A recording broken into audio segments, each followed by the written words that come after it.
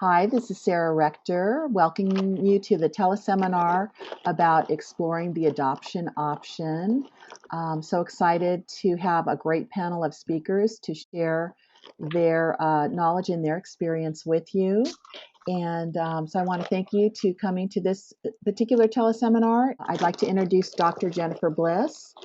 She attended University of Southern California, where she received her degree in psychology and BS in education, and then she went on to earn her master's in social work from the University of California. She's completed her doctorate at Wesleyan College, and she has appeared in many. She's appeared on Huffington Post Live and various radio programs and television shows. We're very happy to have her here as our expert to talk about adoption. Okay, hello everybody. As Sarah said, my name is Jennifer Bliss. I've been here at Independent Adoption Center for 8.5 years. We have 8 offices around the United States, and our agency is a nonprofit licensed open adoption agency, and that's what we specialize in since 1982. We've been open and we've actually completed over 4,000 adoptions. So I can speak mostly to open adoption, but I also can talk about the different avenues to adopt. And I believe some people wrote in, and that's something that you're interested in hearing more about. So I will go over that. So here we go. Different avenues to adopt. There's international and there's domestic. When we're talking international, that route has changed a little bit over the years.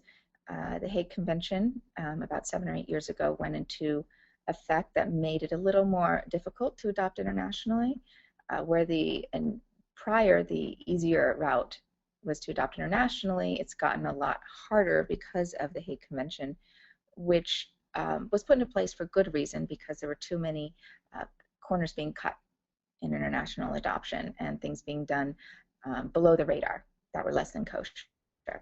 So international adoption is still out there. It's still available. The wait times are usually 3 to 3.5 years. So I would just encourage everybody to look into cost, because it tends to be pretty up there on the expense side, as well as wait times. If people are interested in international adoption, an agency that I recommend is Holt Adoption, H-O-L-T. They have a very good reputation. They've been around for a very long time.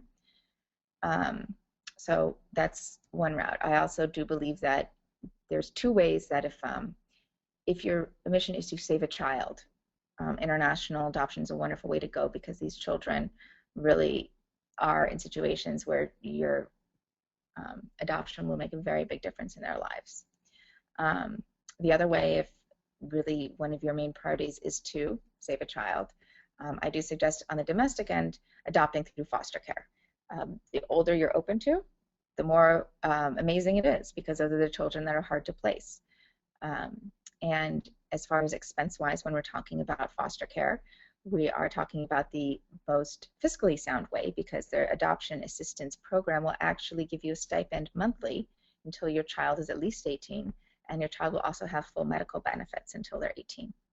The complicated part of adopting through foster care is you will be licensed as a foster parent and an adoptive parent, and when a child is placed in your home, the immediate goal for the county is to reunify, and the backup plan is for you to adopt this child if that doesn't happen.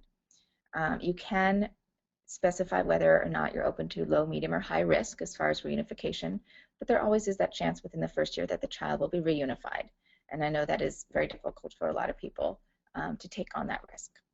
So that's something to think about.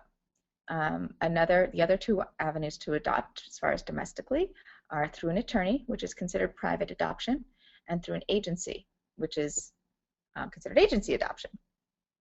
Private adoption is through an attorney, and there are definitely differences between adopting through an agency and attorney, and in a lot of ways it would feel somewhat similar depending on which attorney or agency you go to. Attorneys tend to be, on average, at least $5,000 to most likely about $10,000 more on average than agency adoption. It's important to look at wait times. Some attorneys do have less, as far as averages, the shorter wait times, and take on a smaller group of adoptive parents. As you've probably heard, the attorneys ethically need to look out for the best interest of their client. And as the paying entity, you are their client. So your best interest will be kept forefront in mind. There are not social workers. There are caseworkers that will be handling your case, and a lawyer is handling the legal aspect. And it is not nonprofit. It's going to be a for-profit situation, and it's not going to be counseling based because you're not going to be working with licensed or masters in social work. You'll be working with caseworkers. So those are the different cost benefits of working with an attorney. Working with an agency, we are not attorneys, and so we are not ethically bound to put our client's best interest ahead of anything else. So we're very transparent that we put the birth parents and the adoptive parents' best interest equal to each other.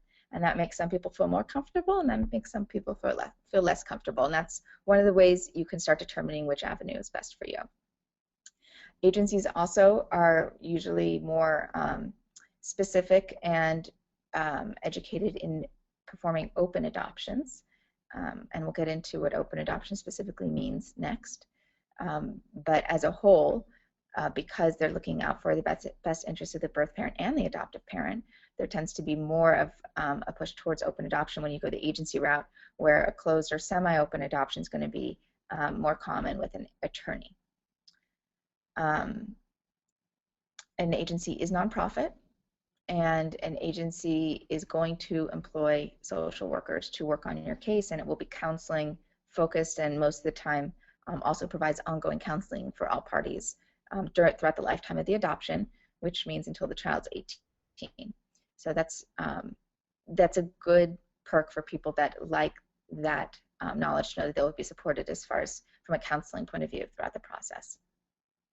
So that, in a nutshell, are the different ways to adopt. And I do encourage everybody to explore at least more than one option. And if you know which option you already know, I encourage you to explore more than one professional within that option, because the professional that you choose to work with is going to be very important. No matter what your journey is, it's going to be an emotional journey, and it's important that you're very comfortable with the professional that you choose. Wherever you go to adopt, it usually takes about 2 or 3 months to go quote live, because you do need a home study. No matter where you adopt, you're going to do a home study through an agency, and that will take about 2 to 3 months. As far as fees and expenses, I will pull up ours as an agency to give you an idea. As a nonprofit, we do operate on a sliding scale, and these are the fees if you do live in a state where we have an office.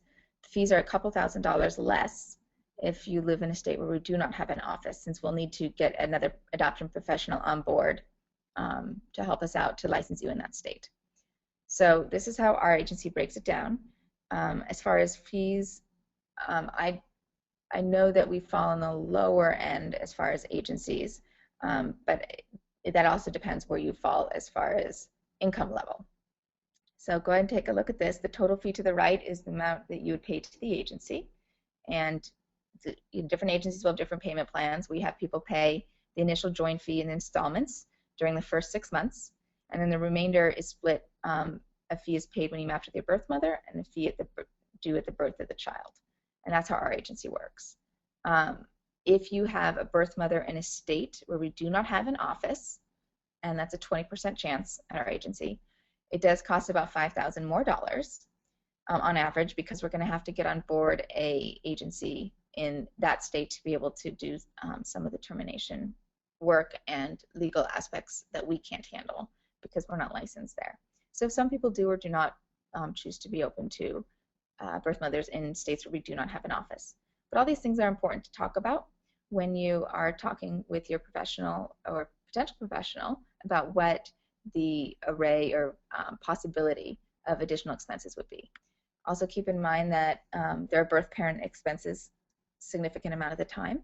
The average birth parent expense at our agency is about $1,500 to $2,000 total, and that usually is for help with rent, because possibly she's not able to work as long as hours as she gets further along in her pregnancy, and utility bills. You are able to send her grocery cards, things like that. No.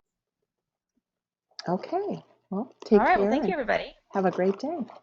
Thank you. Take care.